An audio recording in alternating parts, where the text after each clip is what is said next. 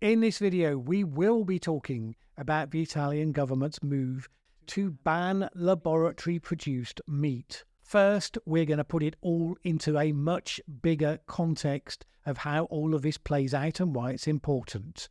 That's what we're going to be talking about in this video. What happens when an innovation comes along that completely challenges the foundations of our current customs and practices? Well, generally, if you look to the lessons of history, it provokes a big fight, or at best, shall we say, a spirited debate between those championing the new thing as the way of the future and those pointing to the virtues of what will be lost that is of value.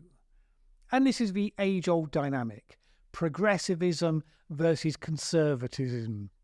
Usually both have a point, but it comes down to which will endure in any particular case, given the natural dynamics of human behaviour. Well, one of those areas today is this completely new food product that simply didn't exist before, namely laboratory-produced meat. Meat cultured from the cells of food animals.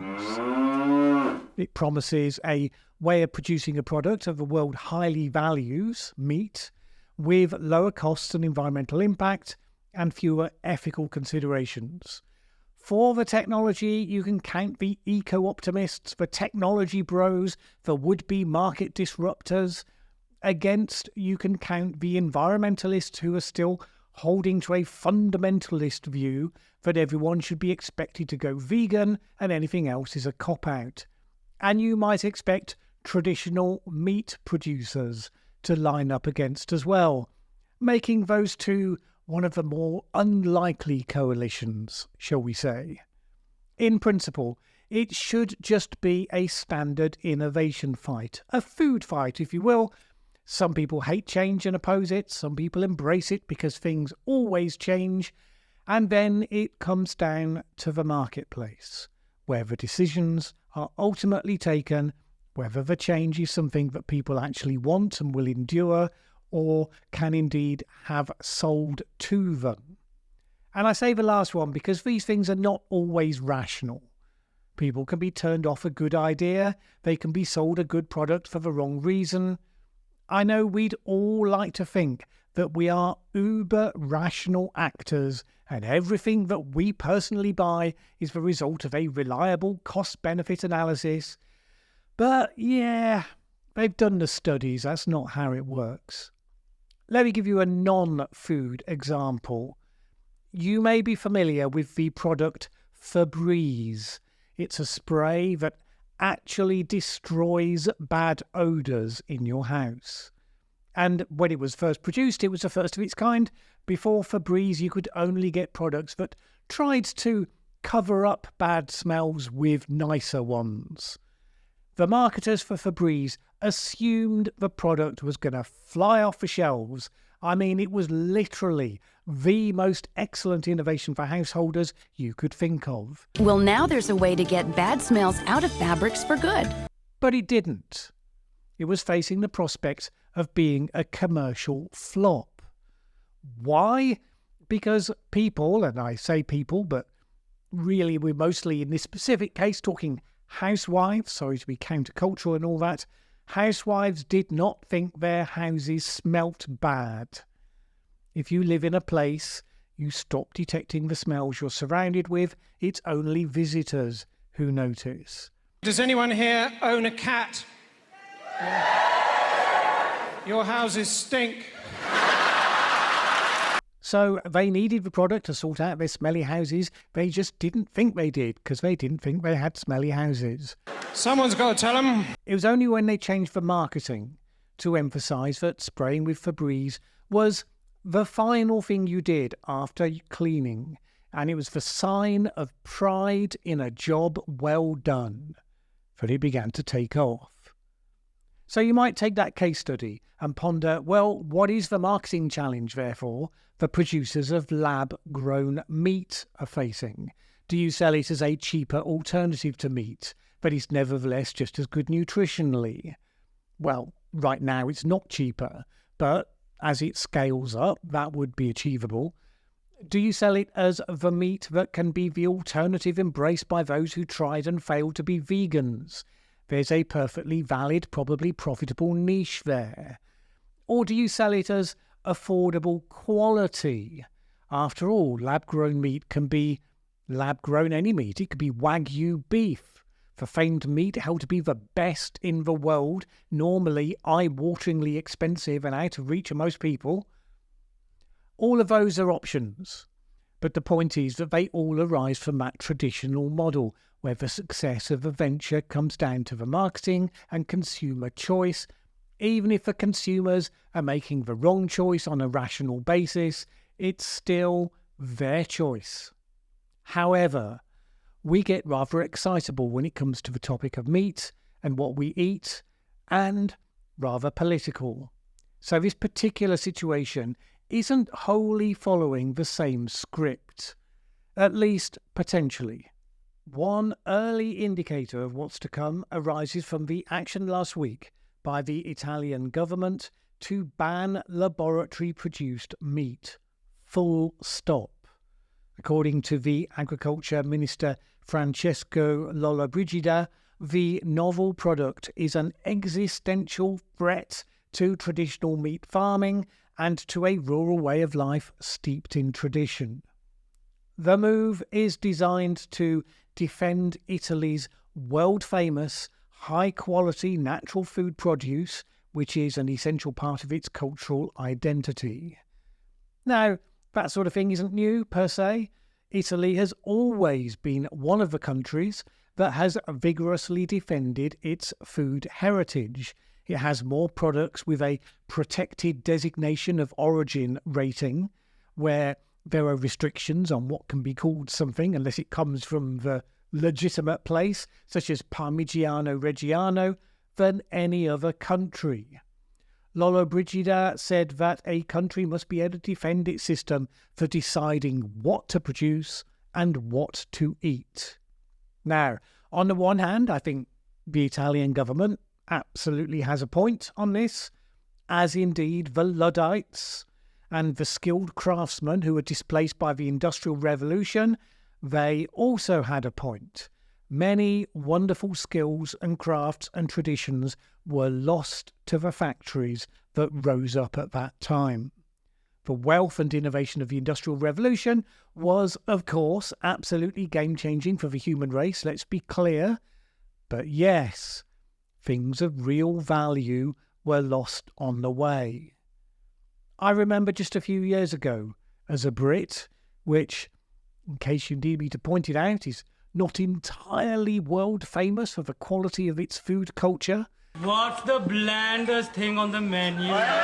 Not in a good way, anyway.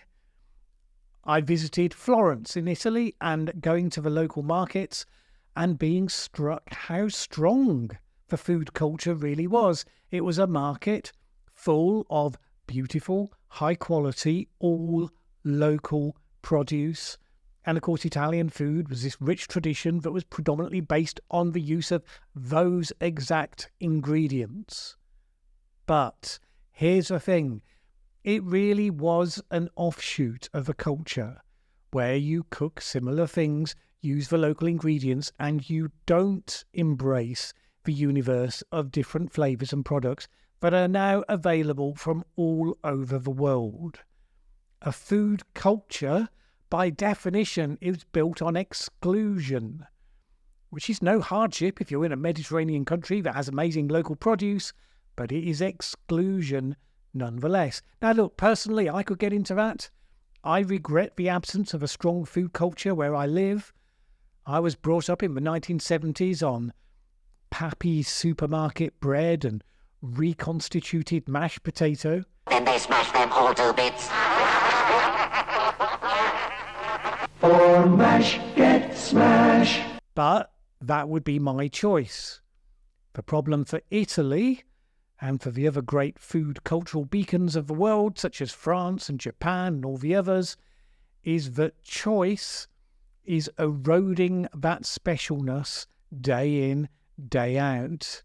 In particular, American-influenced diets of burgers and fries and fried chicken and tubs of ice cream eaten in one sitting and even the coffee that's infused now with syrups and God knows what else, it is eroding the specialness and exclusivity of food cultures the world over.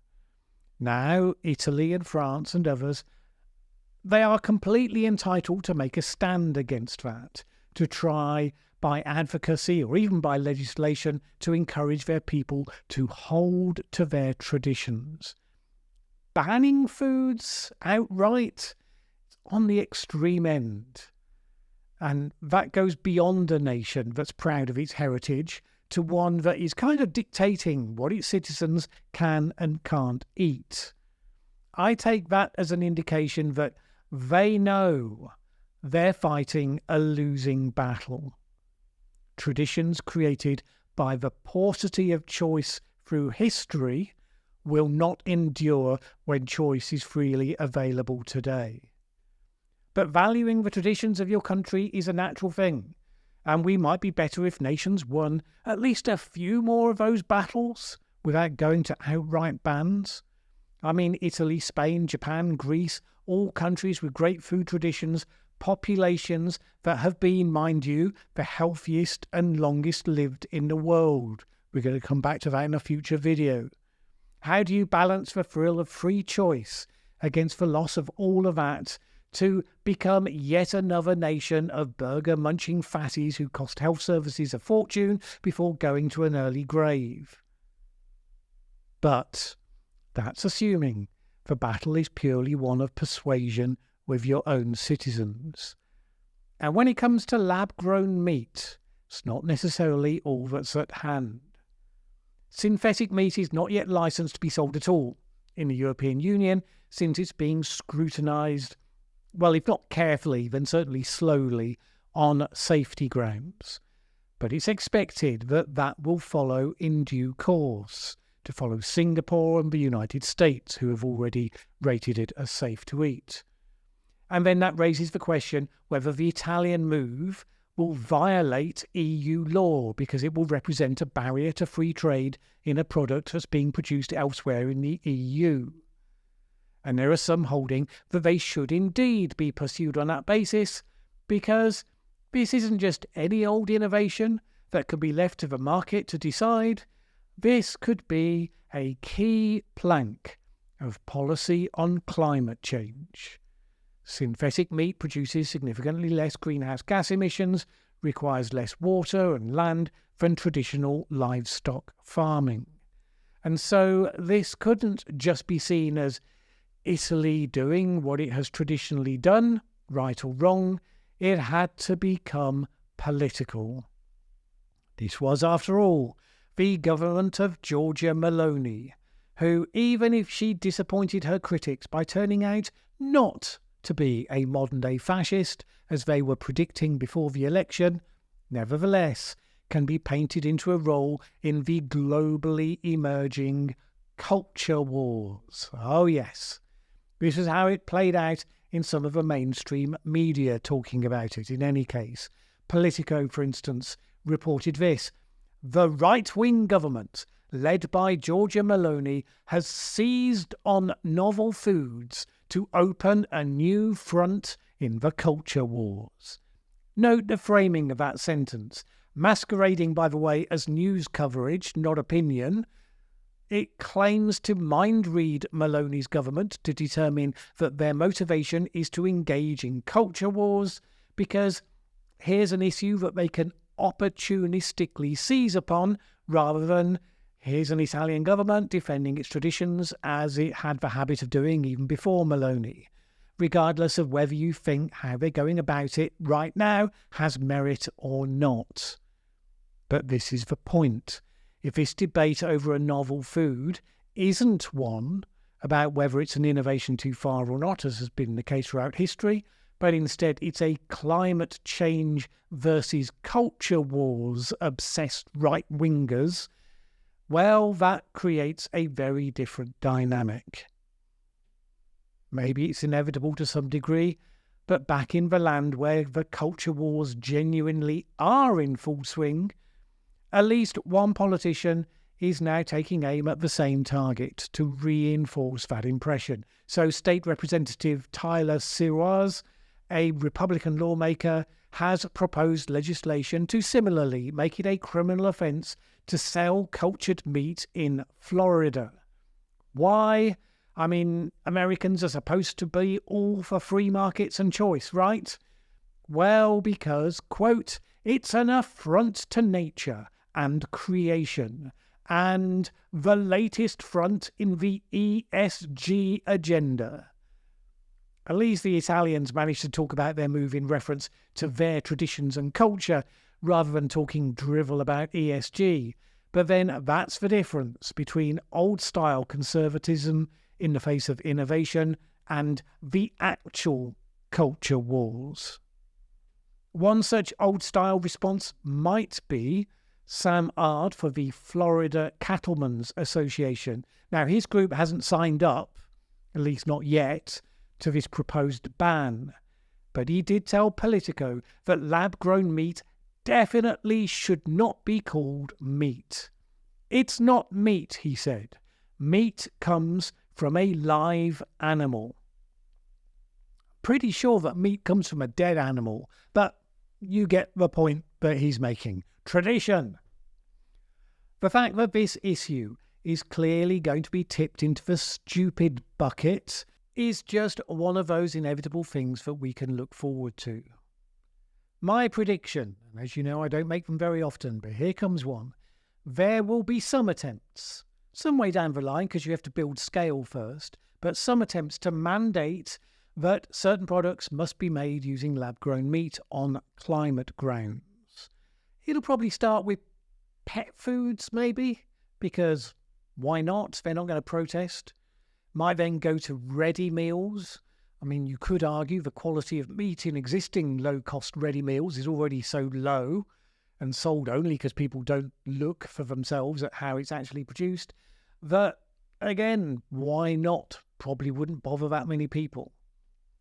They probably will be unsuccessful at that mandate, but before we even get to those arguments, you can easily predict we will also see a variety of conspiracy rumours and scares. Possible ones to come will be lab-grown meat is already secretly being included in a bunch of foods without you being told. That the citizens of wherever will be mandated that they have to eat lab-grown meat whether they want to or not. There'll be one saying lab-grown meat is poisonous and it's all part of a plan to depopulate the world by the World Economic Forum. And who knows, maybe that young athletes are suddenly dropping dead and it's all because of lab-grown meat. I mean, okay, that last one I doubt will actually be circulating because it's too obviously a copy of the anti-vax one, but the others are all variants of conspiracy theories that have spread in the last couple of years in Europe on the topic of insects for human consumption. So it's hardly a risky speculation to suggest the same themes because they're kind of intuitively obvious. They require minimum imagination. They'll be brought to bear on this as well. May very well get quite lively. Those who do believe, as a minority do, that people should be told what to eat in the name of climate change, they will be looking for a retreat as the vegan food trend has firmly come to an end. Plant-based meat substitute companies, such as Beyond Meat, are seeing their revenues dropping. Food producers are slimming down vegan ranges as more and more people turn back to meat. Sales of meat alternatives overall in the UK, for example, are down 13.6% just over the last year. That's the thing about free choice and trends. Those trends come, you think the world has changed, and then they go again, and you discover it was just a fashion. Apparently, the new fashion is for smashed burgers. Beef patties which are flattened on the grill, searing the meat and creating crispy edges while locking in the juices. New burger restaurants riding the wave, such as Bleecker Burger, Black Bear Burger, and Beefy Boys. One critic said, "It has made something that was always quite dry and boring, exciting and aesthetically pleasing. Smashed burgers bring a whole new experience to the table with its added crispiness and better taste. It's a different league to old school burgers." And that's why I'm delighted that this video is sponsored by... Nah, just kidding. If you want to buy me a smashed burger, you can donate with one of the links in the video description below. But otherwise, we're flying threefold. But here's the thing. If Italy is going to lose its special food culture, it's probably going to be the smashed burgers and the things that then take over from them in the fashion of the moment, not from the lab-grown meat. The fact that the world stubbornly insists on eating meat when offered free choice should, you would think, get climate policy people focused on how to reduce the impact of the products that people want, rather than starting on the principle that you can dictate what they're allowed to eat. I can see which of those would be the easier problem to solve. Because whether it's Italy dictating that its citizens must eat approved old-fashioned meat, or climate bureaucrats who might be tempted, none have so far called to this as far as I'm aware, to say that they must eat climate-friendly fake meat, all of them are doomed to fail in a world that has tasted the joys of free choice and a vast world of flavours and textures. The sooner you can accept that, the sooner you can work out how to make the best of it.